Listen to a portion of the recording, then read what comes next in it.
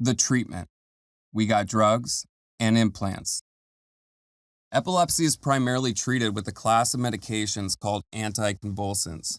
However, I want to make an important distinction as it splits into a subcategory 1, a narcotic class called benzodiazepines, that is clonazepam, also known as Klonopin, lorazepam, Xanax, Valium, etc., and the other being non-narcotic, for example, Depo, Tegretol, Lyrica, Lamictal, Dilantin, and phenobarbital, a barbiturate. I want to preface the following. I'm not anti-drug therapy at all. They work for many, and in no way are the stories that follow meant to promote the cessation or change in medication. That is a personal choice between you, those who care for you, and a licensed professional.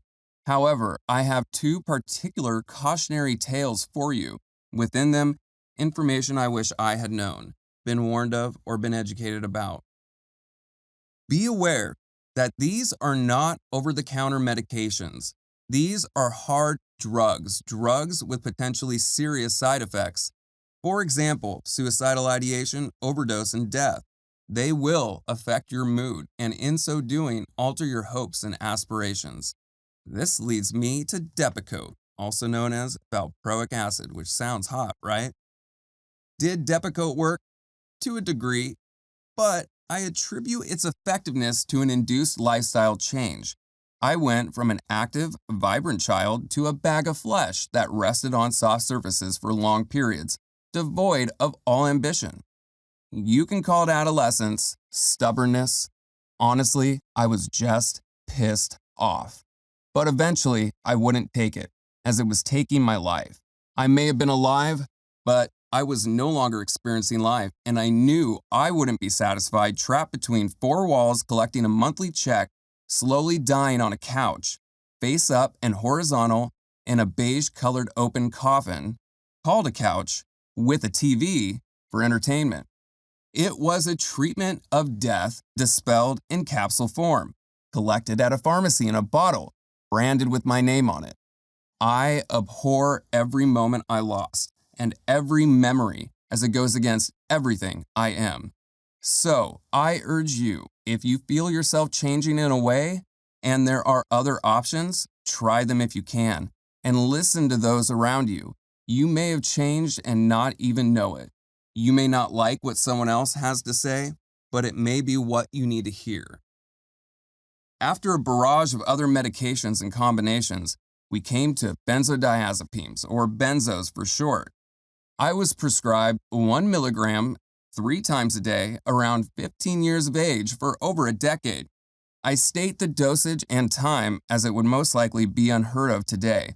It is recommended now you only take benzos for 2 weeks as it begins to alter your brain chemistry. Benzos are a subtle, dangerous drug. You may not notice a change, especially when prescribed at a young age. You may not even know it affects you, or you may not even feel it. I didn't. With chronic drug use, a slippery thing can occur where who you are while on them just becomes who you are. You're still forming an identity, maturing, and beginning to ask yourself, who am I? But upon reflection, it expressed itself in impulsivity, risk-taking behaviors, and intense emotions. Also, addictive behaviors at times too. There is an excitement to anxiety and intense emotions. Benzos strip you of that. As such, you seek it. Those who can't walk want to walk. For those who are colorblind, the prospect of seeing a sunset becomes a dream. Like losing someone you love, you want to feel that feeling again, so I sought it out, perhaps in the wrong crowds. I began to drink on the weekends, increasing my inhibitions further, unknowing of the dangers of benzos and alcohol. Many die from such activities, and I urge you not to. Once I quit drinking around 21, what did I do? I became a rock climber, an epileptic rock climber. Genius. Can you see the pattern? Nonetheless, I treasure the time, experience, and people. If you recognize any of these patterns of behavior, I urge you to take some time to reflect upon this and possibly seek further help. In time, the epilepsy morphed into a more episodic type where they occurred in clusters, usually resulting in drastic life changes every few years. For example, the loss of jobs. Medical discrimination is real, more on that later. The inability to care for and support myself due to injuries, surgeries, or seizures, etc. Eventually, the Benzo stopped working in their entirety and began inducing seizures. So what did they do? Cut me off. Cold turkey, baby.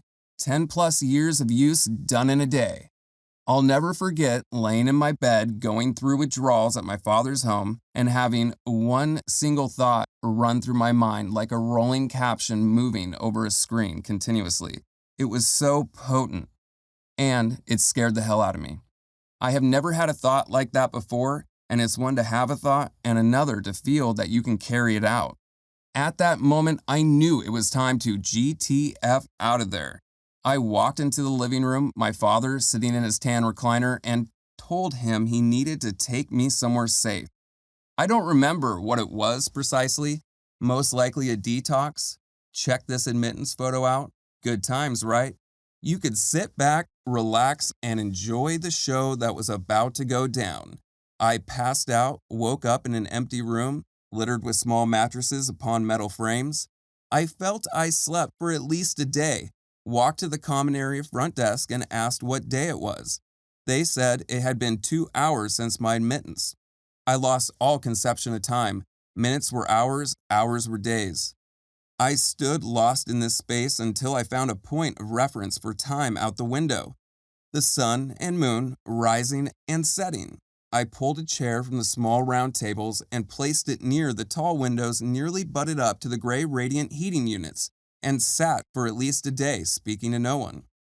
As a scene, a moment, a memory, I still experience it in a third-person perspective as if the person who initially asked what day it was at the front desk turned and began to watch this person sitting in a chair looking out the window. It's a very serene and peaceful moment. I felt peace, a calm in the storm. However, not long after that event, they said I didn't need to be there and discharged me with a bottle of Librium. Although some of the psychological effects had diminished, the physical withdrawals were just getting started. You can only die from 2 drugs during withdrawals, alcohol and benzos, and rather than walking for my college degree, I spent 3 weeks on my father's living room floor going through unmanageable withdrawals.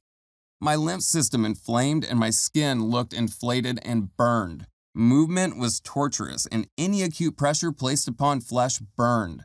I could walk by the second week, but it required a cane. Eventually it passed, and I'm proud of making it through that one. The post-acute withdrawals were a particular challenge as well. I experienced horrible anxiety. Leaving the house was terrifying, and the further I got away, the more I felt. It was as though I was vibrating from the inside out. This posed its own challenge, but an additional unique one arose as it made it difficult to distinguish between my auras or a withdrawal symptom. It took me 6 months to a year to fully recover.